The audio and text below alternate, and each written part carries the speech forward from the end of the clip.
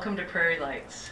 I'm Kathleen Johnson of Prairie Lights, and tonight I am very pleased to present George Hodgman, who will read from his wonderful memoir, Bettyville. Abraham Verghese says, Bettyville is a gorgeous memoir. I was completely engaged, not just because of George Hodgman's great ear and his sense of timing, but because he delivers Betty to us in such a manner that she steps off the page. Beyond the humor and the pathos, the quotidian and the bizarre, there remain profound lessons about life and love that I will carry away. Bettyville, in our experience here at Prairie Lights so far, has had a very wide appeal. We're very pleased to be able to have this event during Pride Month because one of the issues explored in the book is the experience of being gay and trying to find your identity in the world. But the wide appeal of the book can also be credited to Hodgman and his ability to tell the quiet tale of his hometown in Paris, Missouri's transformation. It sort of transforms from a small town America to even a smaller town America, but much more complex. It also looks at addiction issues as well as how best to care for an aging parent with love. George Hodgman is a magazine and book editor who has worked at Simon & Schuster, Vanity Fair, and Talk Magazine. His writing has appeared in Entertainment Weekly, Interview, W, and Harper's Bazaar, among many other publications. He lives in New York City and Paris, Missouri, and we're very happy he could come to Iowa City to read at Prairie Lights. Please welcome George Hodgman.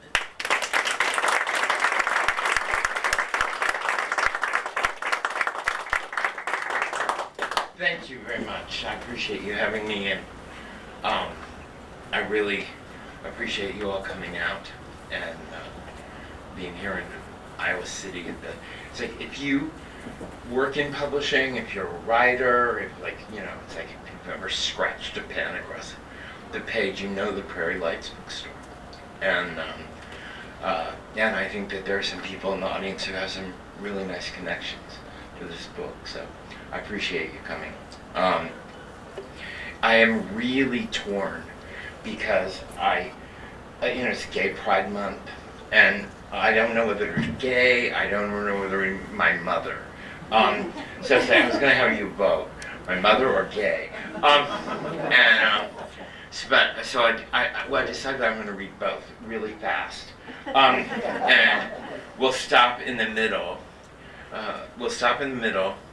And have you ask some questions, and then if you're sick of hearing, we'll read this second one.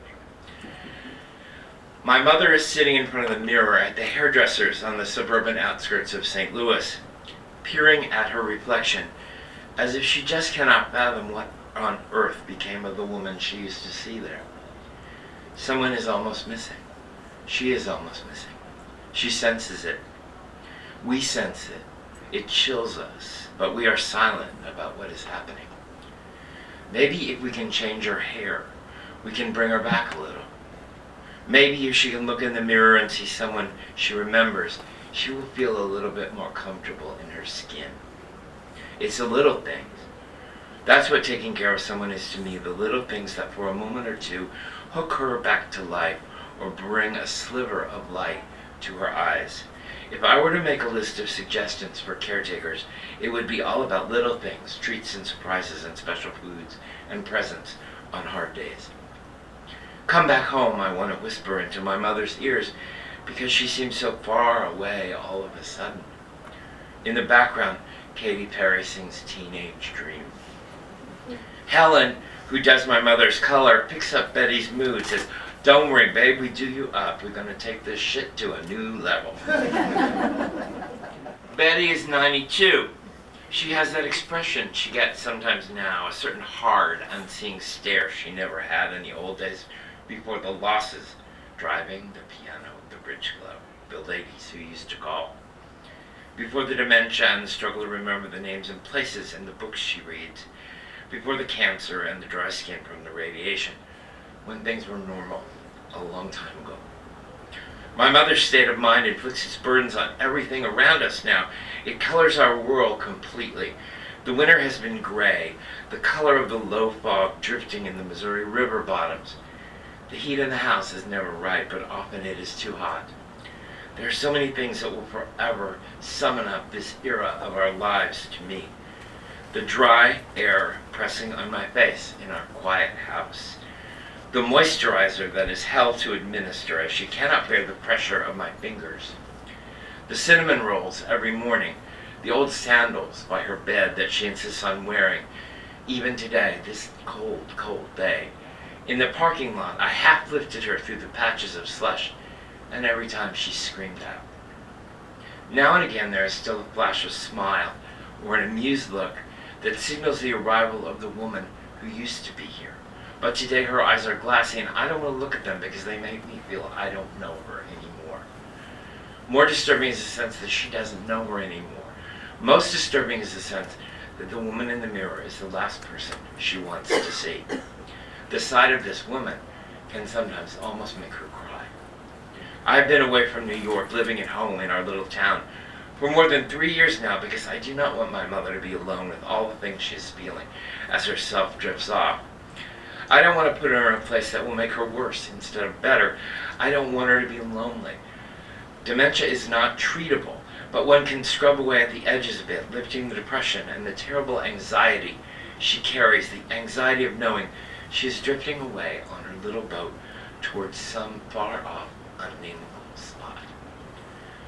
Getting well is nothing I can imagine for her. I just hope that the cancer, lymphoma, held at bay by light radiation, and the dementia will come together in some civilized place. My goal is just a few happy hours for her every day. That is what I hang on to, the task of finding one space every day where she can find a little space from the inevitable, a little refuge from the inevitable. Little things, little comforts. I'm always looking for new ones. There are the medicines that lift her a little, but I always say that 2 Bloody Marys help her more than anything prescribed. There are the weekly viewings of the Dirty Dancing DVD. I've had the time of my life, I sing to her, sometimes sitting on the edge of her bed. There are the peppermint patties left under her pillow and the CD from Phantom of the Opera that I play in the car on the way to her most difficult doctor's appointments. These are the things that spell survival. On very special days, there are these trips to the hairdresser. They lift her up a little, though they are epic journeys now, made difficult by the struggle to get her ready in the morning, the battle to get her to the bathroom at the truck stop midway to the city. We take the dog along, and every few minutes she turns toward the back seat to ask him, "Well, what are you doing?" We live in a tiny town located 125 miles away from this St. Louis suburb, Frontenac, where she used to drive in and shop at Saks.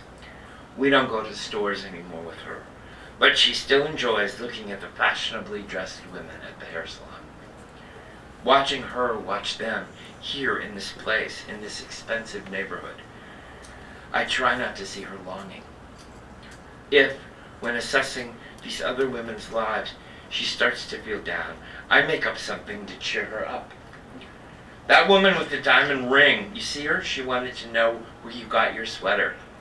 She told me it was the prettiest sweater she's ever seen. Really? Betty asks. Yes, I say. She says she wishes she had your coloring so she could wear a sweater of that shade. She also likes your bracelets. I pay good money for those bracelets, she said. Betty says. Every time anyone mentions her jewelry. Mostly here at home I have no one to talk to. I spend hours on Facebook chatting with the people my mother calls my imaginary friends. Sometimes I get angry. Sometimes when dealing with an older parent it is possible to get a little testy. It is very guilt-inducing. He or she can't help it that they are driving you crazy. You don't want to be mad at the person you love, so you come up with little games to take the pressure off. For example, you can pretend you're parenting someone else's parent. For example, you can pretend your mother is, say, Cher. When she is peeved at breakfast because her eggs are scrambled, not fried, you can say, "This is the way you like them in Vegas when you play the main room at Caesars." This tends to throw a rogue element into the interaction. In the period of confusion, she will usually eat the eggs. Later, if she will not get up and answer the phone, you can say, "Mother, it's Anne Margaret. The yucca is flowering in the canyons and she wants to borrow the Ducati. This tends to bring even an older woman to her feet for whatever reason, possibly the lure of the Italian. In the afternoon, when she is mad because the mail is not on time, you can say, "Share, Gene Simmons is delivering today," and you know how he is. She will give you a freaky look, but there will be silence, and you will be grateful and can plan for the evening when you plan to offer her, if she is feeling low, the opportunity to sit on top of the piano and do the number about the gypsies. Already my mother is more cheerful.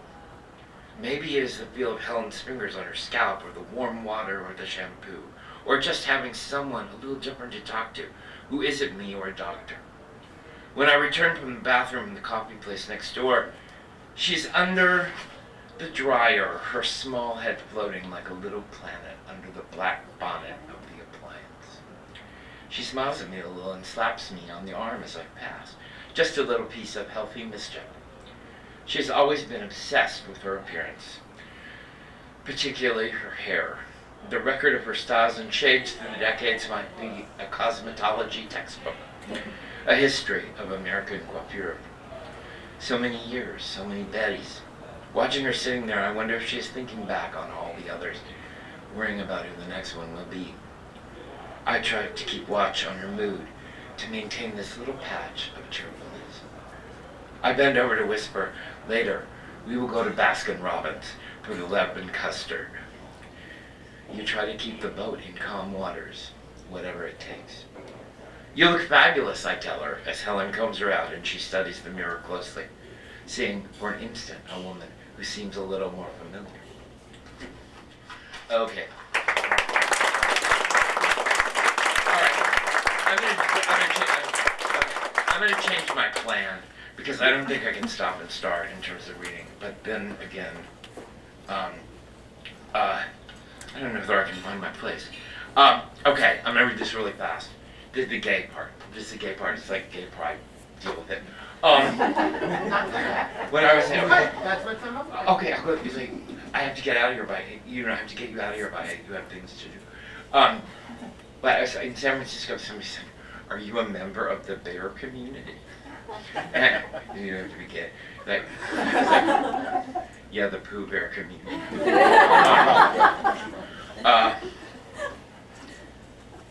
At the beginning in New York, while my roommates who were straight had dates, I went to Uncle Charlie's, a gay bar on Greenwich Avenue. Although the guys still laughed and drank, although Madonna kept on pushing her love over the borderline, it was the beginning of AIDS, wartime. The newspapers were filled with photos of men with lesions from Kaposi's sarcoma. Reality had turned on us. We were very young. But it didn't matter. At Jordan Press, where I worked, a woman joked, "Who will do my hair?" "Maybe," I replied, "it's your chance for a total makeover." By the time I heard the fourth or fifth person my age say they did not expect to be alive in a year, I stopped going to Uncle Charlie's. For a while I avoided all gay men. As the disease got closer and closer, I began to say a little prayer before I went to sleep every night. I said the "Now I lay me" prayer that my mother and I had said way back when I was a kid. It was just a child's prayer, but that was how I felt, like a kid, far, far from home. It was a fast shot to this new place. It was such a fast shot from being young and hopeful to young and thinking about dying. I was 23 years old. The disease was all we talked about and all we didn't talk about. I didn't know if I was sick, but all I could think of was my parents, George and Betty, finding out not only that I was gay, but also that I was dying. It would kill them, and they would be disgraced. I was not even certain that people in Paris, my hometown, would hold my funeral in the church. The papers were full of people who wouldn't. Someone told me that back in Missouri, in Columbia, where I had gone to the university, a woman had circulated a petition to drive gay men from her neighborhood. In the newspapers, there are stories of parents who sent their sick sons away, and religious groups screamed of God's wrath. I knew my parents would care for me until I died, but every day, every minute, looking at their faces would be worse than dying alone. I decided not to tell them if I got sick. I would write them a letter for them to find later, a message saying I did not mean to hurt them and that I loved them. Again and again I tried to start this letter. It would be easier to write beforehand than from a hospital bed later. When it was finally finished, I left the envelope on my bureau, glanced at some mornings as I thought of my mother at home, sitting at the breakfast table, reading the bridge hands in the St. Louis Globe-Democrat, adjourning to the bathroom for a secret cigarette. Reopening the letter many times, I subtracted, edited, threw in some jokes, so they would think I faced the end with courage. I wanted to leave them something to keep. I wanted to remind them that I was more than someone who died of sex. I thought of my father. He would have no friends to talk about this with. There were the men he played golf with, the women who sang with him in the choir at church. Maybe they would be kind to him. More likely they would not know what to say. There would be no one to help him understand. When I thought about my parents, I felt so ashamed. They suddenly seemed so vulnerable to me. I did not want to cause them pain. But all over the city of New York, mothers and fathers were crying. My friend Ned, who was older than I, seemed to know only dying men. Visiting a friend of his, Kevin Hain, in the hospital, I held Kevin's hand while the nurse tried and tried to find a usable vein for his IV. The needle hurt every time she jabbed him, and he screamed out. His thin white arm was a long history of sharp, hasty stabbings. When she finally succeeded and hit a vein, he screamed out loud, and it seemed to me that his pain flowed through his fingers into me like a shockwave. I yelled too and ran to the bathroom trembling. I wanted to get out of there, but he could not. So I could not. I hoped he would not die that night with just the two of us there. I had no idea who to call. His parents never came.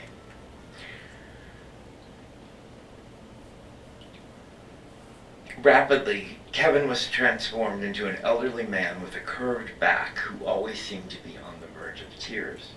He referred to his mode of transportation to and from the hospital as my beautiful ambulette. When he died, I didn't have much time to take it in. My old boyfriend, Stephen, who had also moved to the city, had found out that he was positive for HIV. If he had it, I thought it was inevitable that I did too. But I felt nothing for a while. I was numb. I asked myself, is this the last time I'll see a movie? Or is this the last time I'll eat roast beef? I told no one because I could imagine no one who wanted to know. I didn't want to know. I tried to avoid going home unless it was Christmas. Parents and family were not people I wanted to gaze upon. Stephen's new boyfriend got him into one of the best doctors in the city, but I still called every morning to make sure he knew I was on his side and make certain that he was there at his desk in his office where he should be. He had to stay in place. I could not watch him fall. Things were going so fast there was no way to take in what was going to happen to Stephen or what was going to happen at all. Kevin was down, Tim went down, Bill went down, Jim went down, Richard went down. He was the nicest man I've ever known. There was nothing to be done. We just watched them disappear. I had heard of the Catholic tradition of lighting candles for the sick and to bless the dying. After work, every few weeks or so, I went to St. Patrick's, paid $1 for each of the flat, round pieces of wax, and lit the candles in the dim light of the huge church. As in Missouri, almost every gay man I knew went down. John, who sold button-fly Levi 501s. The other John, the hairdresser with an A-frame overlooking the river. Jim, the one everyone wanted. Maybe the biggest shock to some of my friends was the fact that even beauty was no protection. Before I came to New York, I had taken a summer course in how to get a job in book publishing. The man who ran it was shy, extremely closeted, and eccentric, despite his great desire to be interesting. 2 years or so after we moved to New York, he came to a party in Carroll Gardens. It went on late, and I went to bed before most people left. In the morning, I woke to find him sitting on my bed next to me, his warm hand on my bare back. Not long after, he disappeared. We asked around, but no one could ever discover what became of him. In the spring of my first year in the city, my parents arrived for a visit. I wanted it to be as memorable as I could because I didn't know what the future was going to bring or if I would ever make it home again. For weeks, my mother called to find out our plans so that she could pack the right things. She worried over her outfits, planned to bring her best suits and jewelry. There was discussion of blouses, bracelets. Although my father didn't seem especially excited, Betty asked me over and over where we would go, whether we would see the plaza or the place where they did the Today Show, if we would make it to Barney's, which someone was always talking about on television. After I told her that the women in New York tended to wear black, she purchased a chic raincoat in that shade. At the airport, standing by the baggage claim in that coat, my mother looked like a New York lady who could hold her own with anyone, a Wall Street woman or someone successful, just back from a business trip. But when we stepped out into the taxi line, the clouds opened and poured. Betty was frantic. "But you have that raincoat on," I told her. "I know," she answered, "but I don't want it to actually get rained on." "You didn't tell me that it was going to rain." "I predict the weather now?" "You knew." That night we went to see Appropriately Sunday in the Park with George. And before the theater, we met Stephen, who wanted to see my parents. He had taken up with an anesthesiologist and was living on the Upper West Side with the doctor and a remarkably large Tamara Lempicka. He couldn't wait to tell my parents that he lived with the doctor. After he had shared the news, my mother looked down at her hands and said, "Well, that will be handy if you get sick." Stephen stared across the table, looking terrified for a minute. "She means with a cold," I said. My parents weren't crazy about the show, but at the end there was an extraordinary song called Sunday, sung by the entire cast. It was the real thing, the goosebump experience, hitting somewhere between jubilation and sorrow, instilling a little bit of both. One voice, a woman who it seemed like was trained for the opera, soared over all the rest. And the first time I heard her, bringing the humor and its emotion further, I took my father's hand and squeezed it. Leaning over, I whispered to him, this would not be the time to sing along. During the 2 previous hours, through all the songs and the changing and the sets and the intermission, when my mother watched the many glamorous people, I wondered if we would ever sit in another theater together, or if there would ever be another trip, or if they would ever recover if I died. I wondered if my father would ever sing again in church. The next day, they visited our apartment in Brooklyn. On the subway, I told Betty there were hookers at the Waldorf. What did they look like, she wanted to know. I'll bet there are some on this train right now. We'd never know. We met my roommates, had coffee and sweet rolls. The blackened tub in our apartment was a large concern. I said it had been painted after a gangster had been shot there. Basically, they thought the entire apartment seemed like a potential crime scene.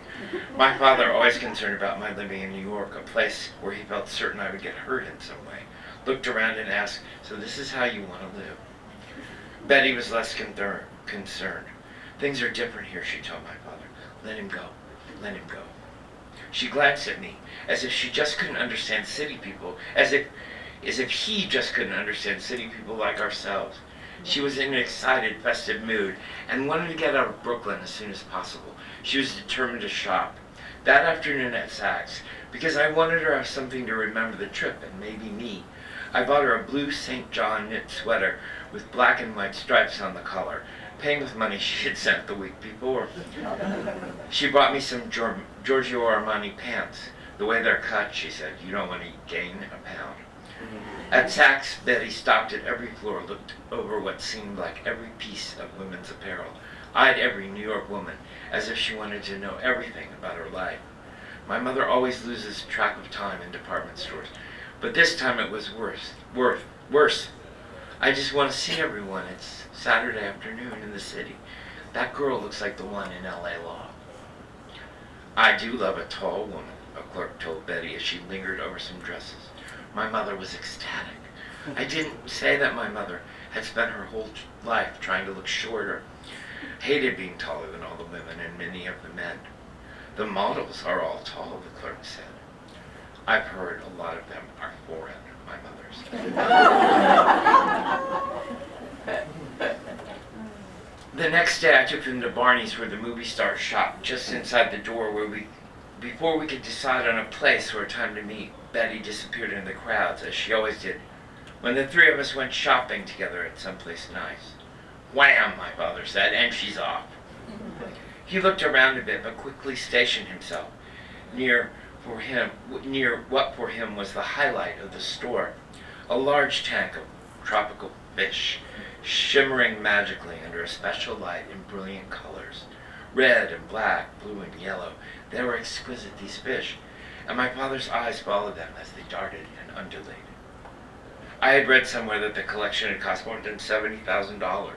It was a stunning assortment, and I stood with him in front of the tank, looking at our reflections in the glass, as he tapped occasionally to draw the attention of the extraordinary creatures. He was transfixed. They would not let him turn away, but moments later, as he surveyed the rest of the store, he looked sour, put off. He looked at me and said, except for these fish, this place is all bullshit. Strictly swindle. I hope you won't fall in with a lot of phonies. After an hour or so, my mother suddenly appeared, looking upset, like someone had slapped her or hurt her feelings. I've looked and looked for you, she said. I couldn't find you. I was standing there by the scarves, and someone took my purse. A woman next to me tried to help, and I talked to someone in security who let the police know, but the man behind the counter was so rude, he made me feel like an idiot. She was broken, so crestfallen. She took us back to the counter where it all happened, and the clerk, a sexy Puerto Rican queen in eye makeup, kept saying over and over that it was her fault, that she should have watched her bag. We had women with $10,000 purses here. This place is crawling with thieves. You can't just sit something down. My father did not seem at all surprised or taken aback by what had happened. It was just the sort of thing that he expected to occur in New York. That son of a bitch looked like a fool in that getup, my father said of the salesman. God, he was good looking, I said. My mother's face was red, a shade it rarely showed, redder than when she was moved or furious. Embarrassment brings its own regretful shade. My father looked uncomfortable too, but said nothing. As I stood with Betty, who was shaking, Big George returned for a last look at the fish. We were eager to go, but he was bound and determined to get another look. Betty said nothing on the way back to the hotel. The store windows she had assessed so eagerly no longer seemed to hold much appeal. Her black coat hangs now in the front hall closet in a clear plastic garment bag, like a museum piece, a reminder of the injunction she was raised with. Don't ever think you're anything special. That was never her message to me. She was prepared to lose me if my success took her away from her. She would have gladly taken any hurt if it would put me forward. On the Monday morning my parents left New York, I called into work, said I was sick. I was almost nauseous thinking about them leaving, thinking about what might happen to us. I rode with them in a taxi to the airport and stayed with them until their flight was called and they boarded, despite my mother saying I should go on to the office, that my boss was going to be angry. I wanted them to remember me staying, waiting with them until the last minute. I cannot remember how I got back home, but for the rest of the day I was in bed, willing myself to feel nothing, trying to hold back the feelings. My room was dim and I lay there, even after it was dark outside, and I heard my roommates home from work, not realizing I was there. In articles now about AIDS, there are always the photos of the crowds, the men in combat boots and t-shirts that say, "Silence equal death." I believed it. I believed in every act of protest, taking action, every instance of someone standing up, speaking out, and venting their rage. Yet for me, those years were not about the silence of repression or cowardice, but another silence. The stillness of the room where I found myself hiding. hearing Italian words filter through the walls, the quiet of neighborhoods in the village, the faces of men in the windows of clubs that were often empty, the rooms of apartments hurriedly cleared out, their contents left on the street because no one could quite bear to sort through them. Silence did equal death to me, but not in the way that the protesters meant to it. To me it was the silence of empty, the silence that arrives when there are simply no words to cover the situation, the silence of retreat. I wasn't trying to figure out how to live anymore. I was trying to figure out if I would die and how that would work. The silence I heard was what surrounded what could not be expressed. The sound of shutting down because there was only so much we could take in. We were young, and I wish I could have been one of the ones who went to the barricades, but instead I went to work very early in the mornings and stayed very late at night and tried to avoid all the sadness, to push away because it was so unfathomable. Other people screamed in rage. I got quieter and quieter, and when it came time, as it always did, when someone came over to talk about those who were sick, I excused myself because I had to. And if someone's parents were mentioned, if there was some story of so-and-so's mother or father flying in or not coming, or leaving with ashes, or maybe staying until the moment when it was all over, I went out the door and back to my room. That bed, that silence. I excused myself as my mother would have in the face of all this. For me, AIDS those years was that room where I read books and felt scared. At Easter, that first year, it all started, when the Italians came down the street with their creche in its long glass case. I mistook the celebration of resurrection for a funeral, for someone who had grown up in this neighborhood that was really so much like the village I might never return to.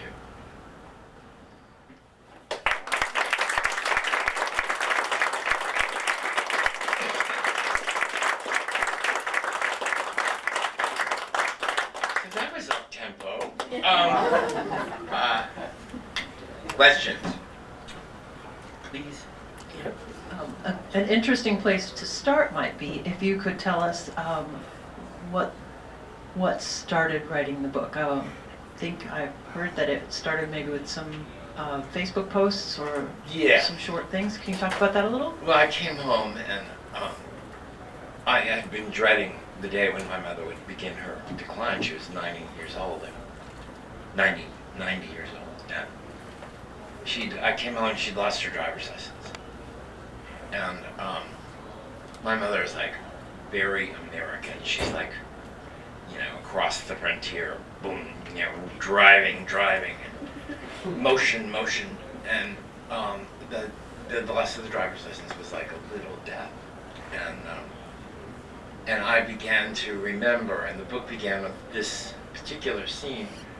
I was an only child, and I lived in this tiny little town of 528 people, Madison, Missouri, and we didn't have a kindergarten.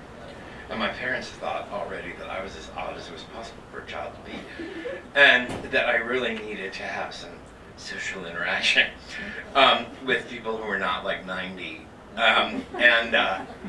So my mother would drive me to the county line. They paid tuition and got me to go to this kindergarten in a nearby town. And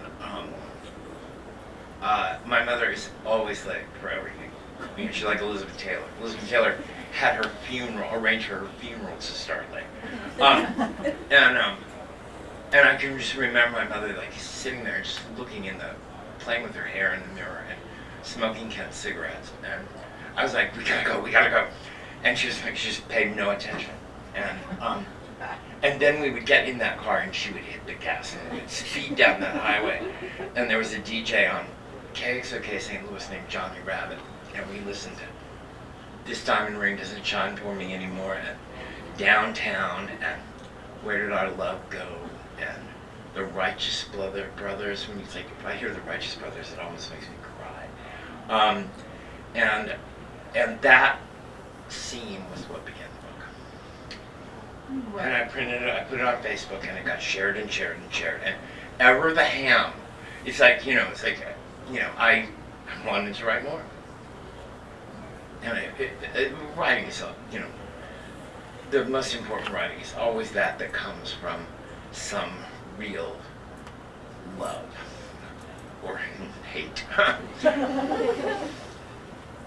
Well, at what point did you hand it over to someone else in the publishing industry who maybe would have given you feedback on how to shape it? I showed it to an agent, and surprisingly, they said, "There's not enough of you. We have to know about this person who's taking care of her."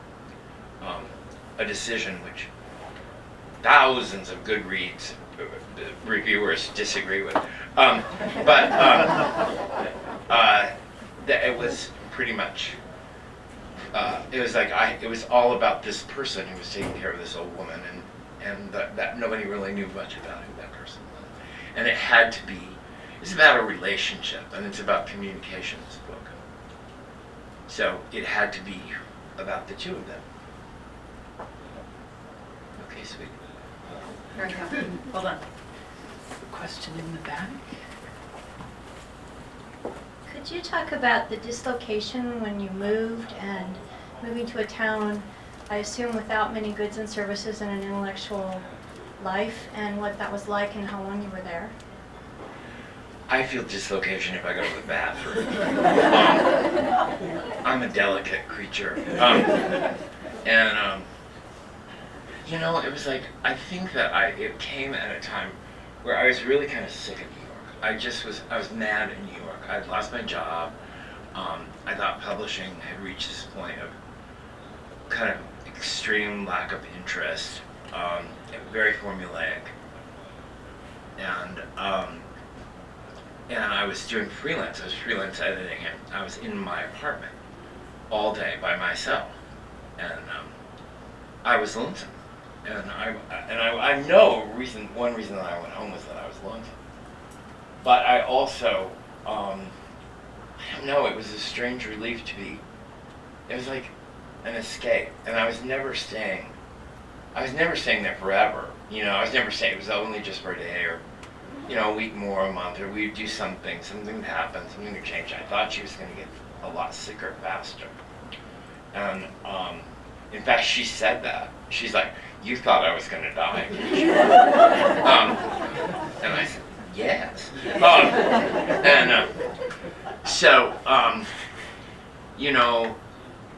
And gradually I became interested in the place. It's like, I say that, New York is obviously of extreme interest, though I was always interested in things that nobody else seemed to be. But I think that there's so much going on in this part of the world. Politics of love, hate, anger, not a great deal of sex. No, but it was, I just got interested in the place. So it became, I was carrying alienation about the place that was like 30 years behind the times. And so some people had changed. And they were like, also, I was go to the grocery store, people would I was like the Dear Abby of deviants. In Paris, Missouri, it was like people coming, my daughter is a lesbian. And, I'd be like, okay. But they tell me really touching things, like people say that my daughter is a lesbian because I'm a bad mother. And I would be like, they're wrong, and let's go out in my car and kill them. Anybody? Hi. Oh, sorry. I'll come right back to you. This lady. Hi, you mentioned in the story about your mother, or actually in the story about the AIDS story, that you had imagined her taking care of you if you were to become ill, and then you ended up taking care of her. Do you touch on that at all? About the... I never, you see, what I would say about the situation is that neither of us wanted either of us to ever be taking care of us. My mother would never, ever.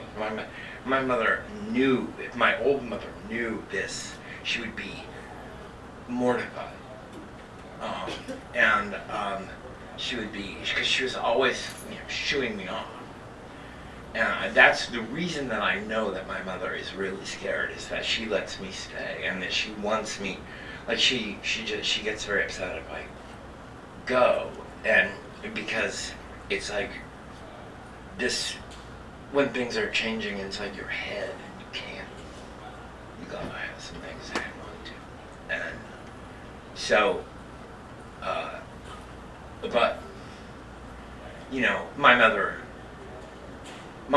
never pretended that she was going to be like the perfect mother, and sometimes she was, she was very, I'd be like, you've been sick 3 times, I can't take it anymore, I'm going to the bridge club. And so I'm a little, it's like, this book is about the worst caretaker in the world, or the person who thinks he can't do it, and who actually finds out that maybe he could do it, but still can't cook. You returned to your hometown and it changed your ideas about it in some ways. Having this book come out and having the success that you've had, has that changed your view of publishing that you had before you embarked on this adventure? Yes, it did. Because I was so, I just, the company, which it will remain nameless unless you come up and ask me. But I just worked for this, my last job was this really, really corporate company. And when I sold this book, and I took it, I was talking to various editors about it, I felt very, very revved up again about publishing, because I was talking to these, I was like, yeah, there are great editors, there are still people who work on books. And I was very eager to get help. I mean, I wish I'd had more help, because I look at these and I think, could you have repeated more words? Just, I just can't believe. And also Viking, which is a really big house, and is not known for, it's like as a personal kind of publisher, have been just that. It's like in your dream of enthusiasm, but I think one of the reasons that I have had the experience that I've had is that, it's like publishing is so geared now around people who get the $1 million book, the $2 million book, the big book, and when an editor buys and spends that kind of money, and then the book comes in, and people are like, oh my God, you paid that, it's like there's this kind of it's really hard to make people feel enough excitement. And this book, it was this little book, and it didn't cost a lot of money, and it was out in this crazy little town about a fat man and an old lady, so you got to, it was, there was no expectation, there was surprise, and that's the way publishing is, that's when publishing works, is when they fall in love with it, and they kind of, they were really nice. Hi. I was wanting to ask about an interview that you did about this book. I believe that I heard an interview that you did with Terry Gross, Yeah. and that was very moving. How long ago was that? It was March 12th, because my pub date was March 10th on Monday, and then I did her on Wednesday. I found out on Tuesday that I was going to do it, and it was, usually those things are scheduled far in advance, but I think somebody died, and they had me. So I'm very, very grateful. That made the book. Everybody listens to Terry Gross.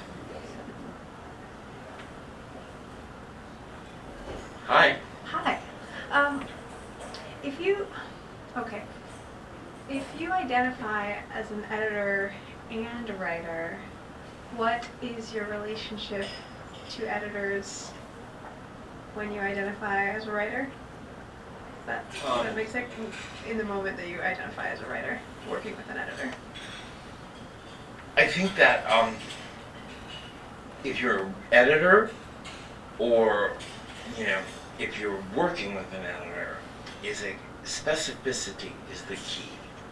There are a lot of editors who are like, they read your book and they sit you down and they sort of like, nothing's ever, they want to have a little discussion, and it's like, we're going to have a discussion, and it's all very kind of vague, and, it's like, they give you their sort of literary criticism. I think that as an editor, I learned, and as a writer, it's like, if you can give somebody this specific line-by-line thing. Like I said, this thing has too many repeated words. I can tell you the words that were repeated. They're like, in one I just noticed, it was like large and large. And I'm thinking, were you drunk, Carol?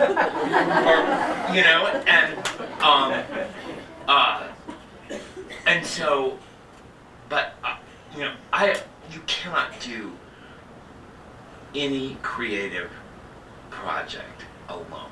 You must have. And the thing that is the most important thing that an editor does, besides really specific line-by-line work, is the fact that you are there in your room and you're alone and you do this time after, you do these back versions and drafts, and it's like, and you just have no idea. You have no idea what was good. And I was like taking a lot of personal risks. And I was just like begging. I was really begging, please do not let me embarrass myself. Just don't let me embarrass myself.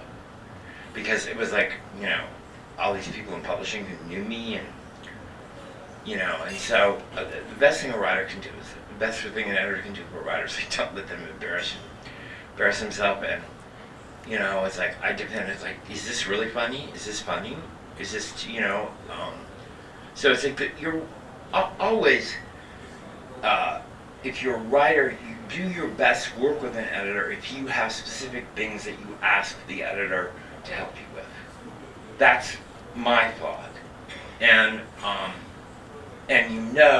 that if you can possibly get a new editor when someone starts in the clouds, if they're too, it's like, give me something I can do exactly. Don't, if I want criticism, Janet Maslin is waiting with an axe. But I need you to tell me, even if it's when you're bored, But that's that's my thought.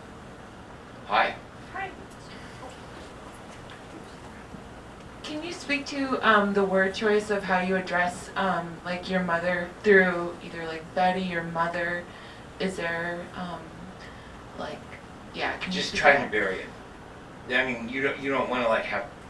It has no content, except I do call my mother. I've called my mother Betty more and more as I've gotten older, and not mother, or it's like she never seemed a mother or mama. I mean, sometimes a mom. I was always that, just as I have gotten to know her through the years, she seemed more Betty than anything to me. And but it's only to bury it. That's it. That's the choice for me. Any more? Got time for one more, maybe two. Oh, come on. Well, I had two, and how about if I tell you them and you can choose which one? All right. Because they're quite different. One would be, I just wondered what your thoughts are on since you have so much about what it was like to be a young gay man who was not understood, how you see and that. Still isn't. For kids now. And then the other thing was just going to be how your life in New York, if, as your marketing stuff says, you do still have a home in New York, how that has changed by all this other than being short. less time in New York, if you do have a home still in I New do York have as well as. I still have an apartment in New York. and- So of all that, you can choose what you would like to talk about. I would like to talk about what you said. I'd like to talk about gay kids here. You know, I think that it really still is very much different kids in this part of the world than you are. You know, in New York, it's different. A lot of places. And I think there are really, you know, it's like I wrote this book and you do sort of feel a certain, as you get older, a little bit more compassion for yourself. The kid who had to go to the library to find out who he was. I still think there are still in this part of the world kids who are growing up with, you know, huge guilt. My best friend at home's nephew was a boy who was a straight-A student, and he wanted to start a swim team in his high school, even though there was no swimming pool. And he told his parents he was gay. They just had a terrible reaction, and he hung himself. And this is, you know, a third of gay kids try to kill themselves. And gay kids are like 30% more likely to succeed at killing themselves because they are more serious. And so one of the reasons that I think that when you're a gay kid, you really know who you can be safe with. You develop a kind of sixth sense about people, where you can be safe, who you can be safe. So a lot that you take in, but if you're alienated from the norm in any way, all kinds of changes happen. So I guess that you know, I would really, you know, gay kids turn on TV. They walk by this TV now, and there's Ted Cruz. You know, like, you're bad, you're bad, you're bad, you're bad. And I think that it still is there, and I think that that one of the things that is a great thing to do in the world is to help someone when they're growing up feel better about themselves than worse about themselves. I don't even know whether I answered your question. You did, and I disagree with those Goodreads viewers. I quite like Oh, the thank part. you. I haven't read your book yet, but I'm looking forward to it. Tonight, I'm going to get it. But I noticed in some of the sections you wrote aloud, you have a really beautiful style. Would you consider writing a novel That's sometime? what I'm going to try to do. Yeah, I'm going to try to write it. But I have to do research, and I hate research. You can just make those up. Well, that's what I did in the memoir. No. Yeah, it's like you have. It's really scary because I didn't. You know, it's like this was taking place in front of me, a lot of it, and I just had to write notes, and now I have to, like, you know, pull it all out, and this, you know, it's like, are you a writer? I bet you are. You're like from the workshop or something, like, you know, and it's like the hardest thing is like, oh, I'm going to write a book, and here is the whole entire world, you know, and you know, where's my, you know, what do I pick up the huge tree? That's a very hard process. And I was reading about Donna Tartt, and she just goes off and she does whatever she wants to, whatever she goes to Amsterdam. I mean, I don't have enough money to go to Amsterdam. Maybe I'll go to, like, Mount Pleasant. But she just writes everything she does. She writes everything she does. But not surprisingly, since her novels are like 9,400 pages long. And then she finds the thing. She finds the through line gradually. But if you just maybe I don't think I'm ambitious enough to write anything. I think I'm gonna have to. I have a little idea.